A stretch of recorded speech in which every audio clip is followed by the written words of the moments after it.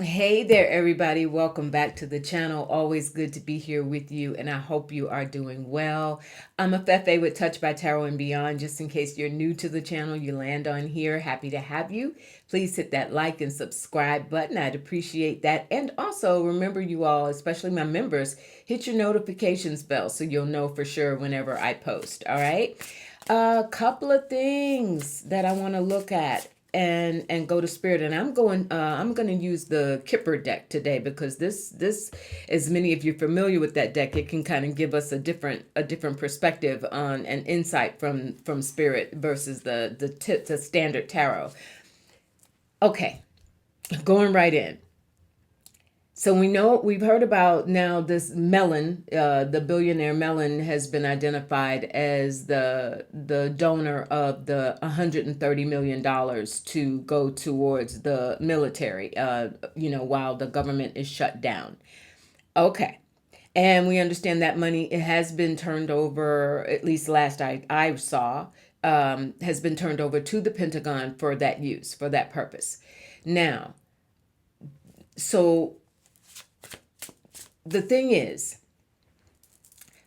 clearly, nothing. Everything is always transactional with Canks. We'll call him Canks today. Everything is transactional with Kanks. So the extent to which Mellon, what really Mellon is expecting to receive on the back end of this 130 mil, like you don't give that money away out of the so-called kindness of your heart. There's always a back deal. But what I'm also getting you all is increasingly Kanks does not want the government to reopen. This was a part of the plan to diminish the effectiveness of government. And he is going after, what I'm getting from the guides is he is going after, especially with appropriations, the power of the purse in Congress. He's going after that 150%. Why even more so now? Because he is extremely concerned about the backlash around this gerrymandering in order to try and keep the House in 2026. Okay? He's worried about that. California Prop 50, we're hearing about the DOJ. He's told the DOJ to send over some people, the poll watchers now. DOJ poll watchers are supposed to go for the Prop 50 vote in California, and they've been instructed, from what I understand, to go to New Jersey for the governor's race with Mikey Sherrill, who I understand is that race has tightened up according to the polls. They work our nerves, but that race is, she's still ahead, but the race has tightened up with her Republican opponent Citarelli. But so what he's doing is he's going to challenge, if those votes are smidgens close or whatever, he's going to try and insert chaos and doubt into the legitimacy of the outcomes of those votes. But why would he try to do that so desperately unless he is genuinely, Kanks is worried about 2026 and the extent to which he feels he cannot rely on Republicans in Congress to back him up as bondage. That just flipped over and spirit said, go ahead and take a look at it. Bondage. He's feeling tightened up and he wants to keep Congress in bondage to do his bidding. We know, I mean, look, the House is shut down now for over a month because, he's told Johnson, don't you call them back. Don't you even call them back. We're not doing that. And it's not just because of the Epstein files. There's a larger scale here, is what I'm getting from Spirit, you all, of his attempt to literally diminish Congress's role as a in the system of checks and balances. Look, you saw me shuffle, and what comes at the bottom of the deck? Thief. All right?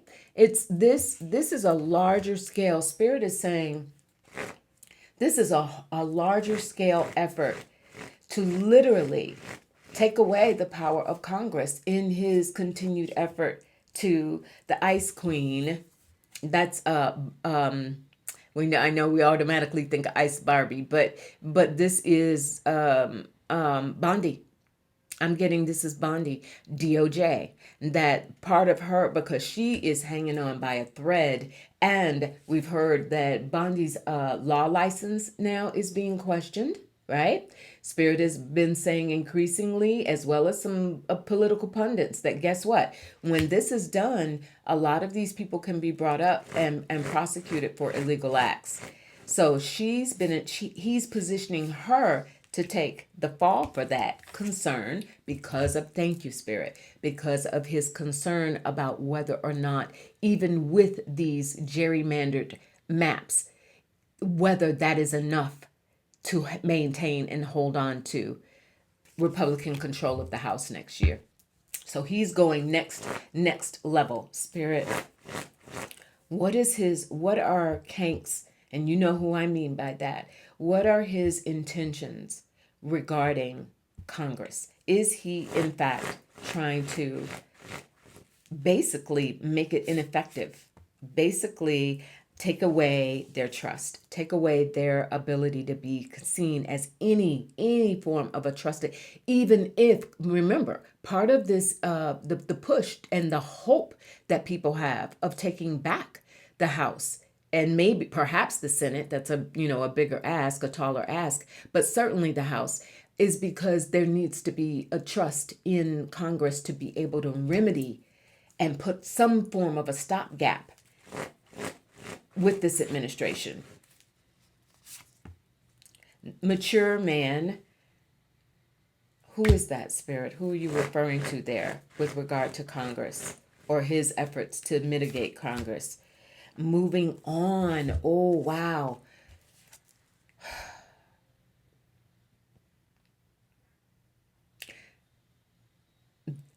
We've seen, and Spirit has said, and many readers on this platform have said, that we are already noticing there are many people in Congress who are saying, I'm out. I'm not going to do this anymore. I either won't run for election again or re-election, or I'm going to find a way to resign or whatever. So there's somebody of influence there. I don't know if that's Thune. I don't get the sense, mature man isn't feeling like Mike Johnson at all to me. This could also be, for some reason, Chuck Schumer is coming to mind here. And it could be a push because even though Chuck Schumer is clearly, the minority leader of the Senate and not the House, this could even be trying to harm Jeffries. But there's something here where the idea is to make enough of them move on, move out of the way. And that's the intention, is to literally take Congress and not only make it his puppet, but to basically make it ineffective, we've done all of this, the divine masculine and achievement. This is a part of his plan, you all. It's larger than the Epstein files, although that's certainly tremendously big, and those files are going to get released sooner or later. But it's bigger than just that. The objective is to actually take power over Congress. Remember, he has even said, Kanks has said recently that with regard to all these moves towards Venezuela and putting these warships in that area, in that region, and people saying, well, wait a minute, is this war? And if so, you're supposed to check in with Congress. And he came out his mouth and said, okay, I'll tell them what I'm about to do. And I don't foresee any problem there. It is the takeover of Congress. And that is why he's putting forth these poll watchers, marching them out of the DOJ, sending, Bondi's marching orders, Ice Queen, we saw, to make that happen, because he wants to try and stop this from, stop these maps from Democratic states. We know now we got Virginia on board, still waiting to hear what Maryland may or may not do. But we know there is going to be increasing pushback and to try and level out what's going to happen with these seats, right? The House seats. So his plan is, all right, what's plan B? What's the contingency? And the contingency is to begin to put his system in place to essentially say, I'm going to do what I'm going to do no matter what Congress decides it's going to do. And that is going to lead to an extreme, is that when we start dealing with impeachment issues? Is that when we start dealing with what is it, Article 2, Section 4? Right? All right. You all keep an eye on that. Spirit just wanted to highlight that and bring it out. Watch for the DOJ trying to interfere in these elections and with these so-called poll watchers, and watch the way he seems to be leaning more increasingly toward, I don't care if the government is shut down. That was the part of the plan all along, is to show increasingly Congress is not up to the task. So I'm going to take over. All right. All right, you all. Second thing I wanted to look at. So we've got Kamala Harris saying in so many words, don't count me out. Now, she had said previously that, she sees her place more so now in communities. She saw herself sort of stepping back. She said that in her book, not stepping away from her life's work, but doing it in a different way. She said doing it outside of the system or now we're hearing she's not, I think, Spirit, has Kamala had a shift or a change of heart somewhat? Has she been inspired by her book tour? Because she's had tremendous, incredible audiences responding to her. She's seen and she's been on, news shows and talk shows. She's seen the public's response. She certainly has seen the level of regret that a lot of people have around not voting for her. Spirit, Kamala Harris, what has provoked this sort of turn or shift, and is she going to mount a campaign for 2028? Kamala Devi Harris. So there's the veil. That's what she's been standing behind for a while. Watchful, sort of, teetering between, I want to spend my time promoting the book, talking to people, engaging with people, gathering with people, coming up with ideas and solutions, and basically her being inspired again, because it was a horrible, horrible hit that she took. So that's the veil. But the veil is being lifted as well. Thank you, Spirit. The veil is being lifted. She's ready to come out from behind that veil and say, I'm here. I'm not going anywhere. I'm qualified. Now, the conflict, and I'm going to get to that. I knew this was coming. The conflict is Gavin Newsom, primarily. We know Pritzker, push him in there. Buttigieg, push him in there. There are some other very, very strong contenders that who no doubt are qualified and would be ready to be able to mount the funding, the campaign funding. But that's the conflict. I'm going to get to that in a moment, what's going to happen with her and Gavin Newsom. Spirit, is Kamala, does she want it? Enamored, she wants it. She felt the love from people. She really, the release of this book and her ability to finally get back out there and travel to different cities and sit with people and understand firsthand, hearing it. Although she certainly got quite a bit of that while she was campaigning during that compressed 107 days, right? But she's felt the love. She's felt that people are receptive, donors as well as the voting populace. And that's her occupation, because at the end of the day, she's still young, and she's not ready to call it a day. And she's not ready to just be a field operative of some sort. She sees herself as deserving of that role. And abandonment. She refuses to abandon. And you know what? Okay. This ties into this love that she's been feeling from the people, because I think that's been what Spirit is showing is that's been part of the messaging that she's hearing. This is what people have been telling her over and over again. Don't leave us. We need you now more than ever. We need your leadership. We need your fight. We need your knowledge. We need your wisdom. We need your maturity. We need your expertise, occupation. And she's listened. It's moved her. There's ascending. All right. I think we got a clear indication here. Those plans are in motion. So now for her to run again. Now I know there have been many people who've said is sooner or later all of this is going to get turned over and she would take her rightful place because of the election situation. I have never seen that in my readings. Not to say, I'm certainly fallible. I'm far from perfect, but I just never felt comfortable coming out with that because I didn't see it. I've never seen it in my readings. But I also didn't see that she was just going to go quietly off into the night, or just become someone behind the scenes and promote the goodwill among the people. I never saw that as well. So she's coming. Now, Gavin Newsom and Kamala Harris. Gavin Newsom and Kamala Harris. Have they had conversations, or is she preparing herself to have to deal with him? Because he's 150% in, right? And he's been laying the groundwork now for a while. He was ticked off when Biden went forward and said, when he decided to drop out of the race, and Nancy Pelosi was pushing for a primary. Like, who had time for that? Gavin was hot.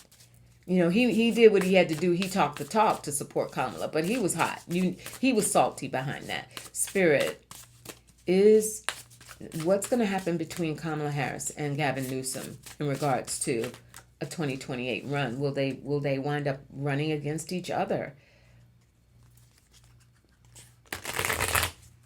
Kamala Harris and Gavin Newsom. Kamala Harris and Gavin Newsom, the relationship. They do admire one another. Look at that, real love. Because there's so much history there. They go back so far. High honors, tremendous respect. So this isn't looking like any kind of muckraking or they're going to try and tear one another down. Poverty is the platform. So in that regard, I'm getting that Newsom almost feels like he's got a leg up because as governor at this time of California, he is that person who is in Prop 50. When that passes, he's going to be at the forefront of that. His stance and being so vocal against Canks and this administration. So, and addressing the needs of the people. I think he feels almost like he's got a leg up on Kamala because while she certainly has the experience and has the heart of a lot of people, he feels like he's been doing the work to help those in need. This is also about, thank you, Spirit.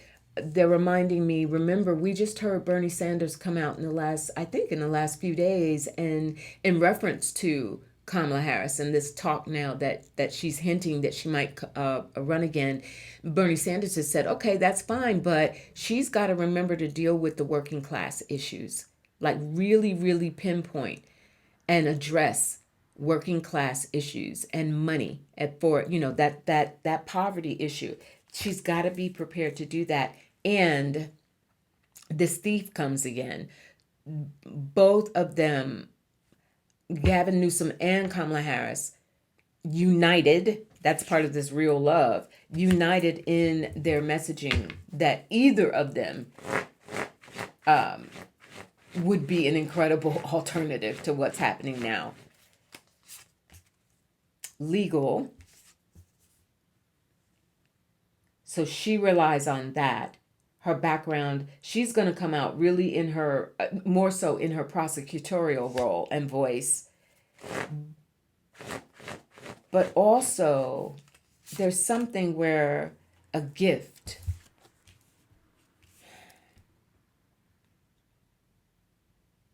This is their donor base, or at least a part of their donor base, because it all comes down to money.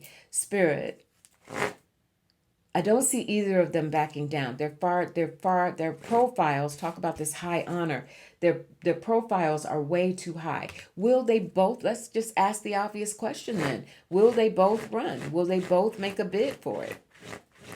Will they both run in 2028? Newsom and Harris. Surprise. Would Newsom agree to be her vice presidential running mate? Now, and I know that sounds absolutely crazy. Like, is America ready to go whole hog out of California? Right? Who normally that's never done.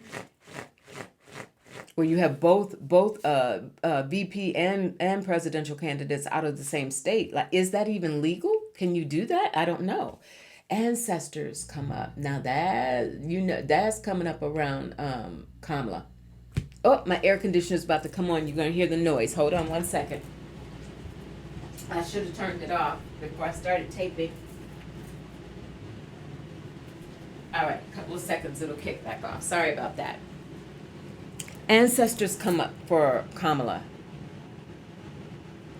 So the pull of her life mission and her life purpose, she's gonna run. She's not done. She meant it when she said it. I wonder if this surprise that we saw and some manipulation behind the scenes. So here's the deal. I don't know if this is coming out of Canks and his crew, but they are going to try and pit Newsom and Kamala against one another. They're going to try and dig up some sort of friction, dirt, create it out of nowhere, like completely undermine the relationship between the two of them. And third party, exactly. Spirit just confirmed it. Third party sitch. They call it in this deck. So there's interference. There will be interference in the relationship between the two of them. Again, I'm not sure if that surprise that we saw is that somehow they would work together as running mates, or if she would say, if he would be Secretary of State or some other really high office, because he too is young enough to make a run for it a little later. This is giving me a refrain of sort of the dynamic between Barack Obama and Hillary Clinton, right? Because Hillary was all set. Barack Obama takes off. He's got to go. Hillary had to wait, and she did wait and ran, and unfortunately we saw what happened there. But the dynamic of when you feel like when you've done all of the work, for example, like Hillary did, and as Gavin Newsom is doing, but it's not your time yet. And I think Spirit ultimately would Kamala have the greater support, the greater option, given her high profile and given her time in Washington as vice president. Destruction. Why is that here? Unbothered. Oh, because here's the thing. I think this is a yes in answer to that question, and here's why. By the time we get to 2028, probably all of us, I know certainly me with a few more gray hairs, right? But by the time we get there, that's what we're looking at. Like, this is a bigger metaphor even for what we're seeing in the East Wing, right? Complete destruction, demolishment of every norm, every governmental norm that we ever had. But she will come through as unbothered in the sense of calm, collected, strategic. Yes. And they will see her. I think this is really important that it's coming through in a feminine image versus masculine here, because there's something about putting the country back together that there's some sort of symmetry with a woman at the helm. May even finally be ready. All right, be ready for anything. Then he comes through as the Mr. Nice Guy. Really interesting. Or also, whoever her running mate is, don't rule out. I'm hearing Buttigieg.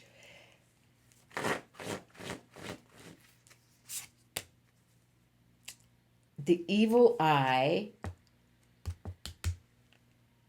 afraid of her. Oh my gosh, are they afraid of her? It's almost as if Spirit is saying they would almost welcome a challenge with Gavin Newsom more so than Kamala. They are terrified of her. They are terrified of her. because the air and priestess energy comes up around her because she's divine.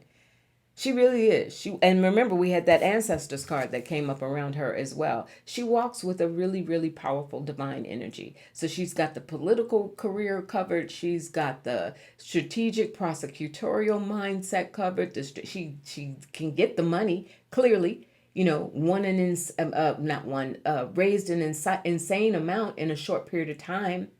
So imagine a full-fledged campaign, what she could do, especially in the face of, where's that destruction? Especially in the face, people looking at this, the rubble of what DC and government looks like. Going back to that earlier message about his plans to continue to dismantle Congress, he's treating Congress as a branch of the government. He's treating Congress like Doge was trying to treat the federal agencies, right? Just pick them apart. So I think things are tilting. If she goes in on this, and it looks like she will, I think things are going to tilt in her favor. Gavin, it may be a situation where he's got to wait his turn. Am I getting that right, Spirit? Yeah, the expectation. He's got to wait. He's got to wait. He's got to just sit back and plan it. And it could be that she does put him in her cabinet, or she brings him into DC to get him, from that state to that federal level. But she's got the upper hand there. All right. All right, you all. I hope that was helpful. I am being led to check in really quick on Prop 50. I had planned to do that closer to Election Day, but knowing that Prop 50, will there be a holdup? Because that's what these so-called poll workers from the DOJ, Spirit is saying that's what that's all about. Should Prop 50 pass? And I've been getting yes, it will. The idea is to try and stall it out, delay it again. Is that the plan? To delay the implementation of those maps in California when Prop 50 passes? Is that what this DOJ bid is about? North Node and South Node, yes, right. The taking what has historically been a part of their map system, changing it, North Node, making it into something else in response to Texas. Like, Gavin Newsom didn't just jump up and decide to do this, and achievement. So Prop 50 is going to pass. Point blank, period. My money's on Prop 50 passing. But after that achievement, Spirit, is there an attempt to delegitimize the vote? Jezebel. That's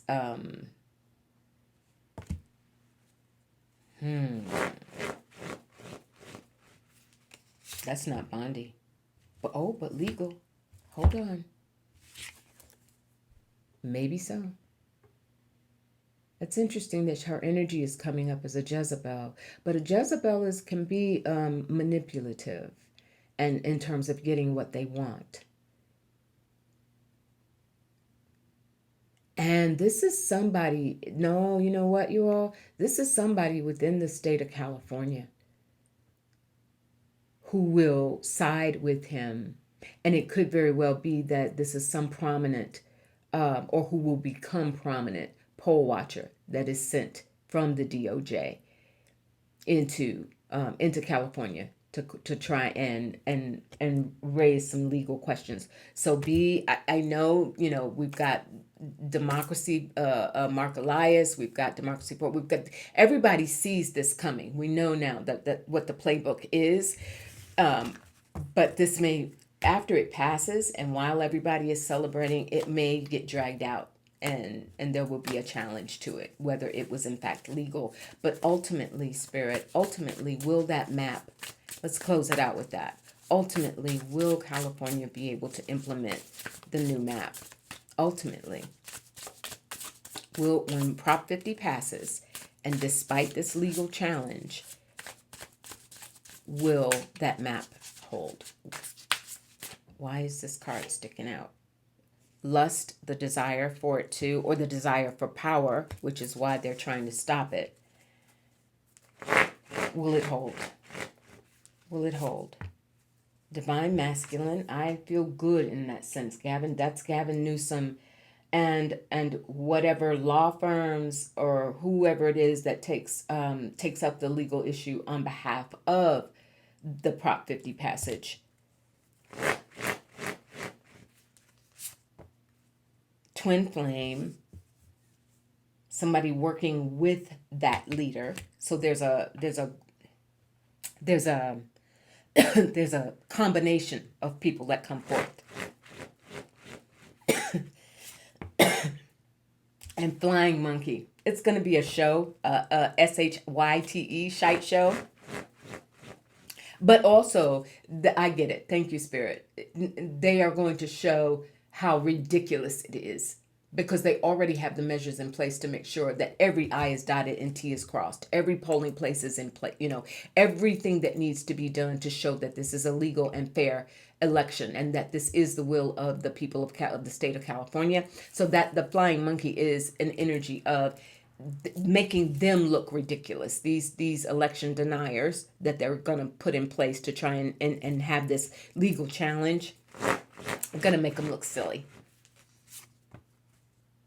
Unexpected money. This feels like any support that the state of California needs to mount a legal, to fight any legal challenges will come from perhaps unexpected sources. And family. I like this. This is a sense of the state remaining solid, and this has to pass on behalf of families and the government of California, the leaders of California, the legal representatives of the state of California, operating together as family, as a cohesive unit. They will win. They will win any challenge and an entity attachment. Yeah, that's, oh boy. You know what? When Prop 50 goes through, whatever challenges, because it's already there. We've talked about that darkness around him and the way that darkness is actually keeping Canks alive. Yeah, you all know. So, but that attachment becomes stronger because it is a defeat that he can't change. And so the attachment to his spirit gets even stronger and darker. And it takes a toll. I don't know if you all saw him. Spirit is saying, my guides are showing, like, did you see him get off that plane in Malaysia? And supposedly do a dance. They were talking about he was dancing on. That wasn't a dance. That was struggling to move, struggling to lift those arms, right? And did it for 2.5 seconds and then was like, okay, I can't do anymore. Let me walk on while these ankles will still hold me. Oh, man. For entertainment purposes only. I appreciate you so very much. Take care of yourselves, right? I love to end these with something powerful and reminding of us of who we are individually and certainly then one by one collectively. So keep your chin up. By all means, know who you are. No matter what, know who you are. Discover who you are even more so now in this time, right? Take time with yourself, dig deep, know your values and stand on your values. Be like a Kamala Harris. I'm not done yet, right? Put those shoulders back. I'm not done yet. And always, always remember your heart. Remember to breathe and take care of yourself and those who also love and take care of you. All right. And that is also one another in this community. That said, I'll talk to you in a few days. Take really good care. Bye-bye.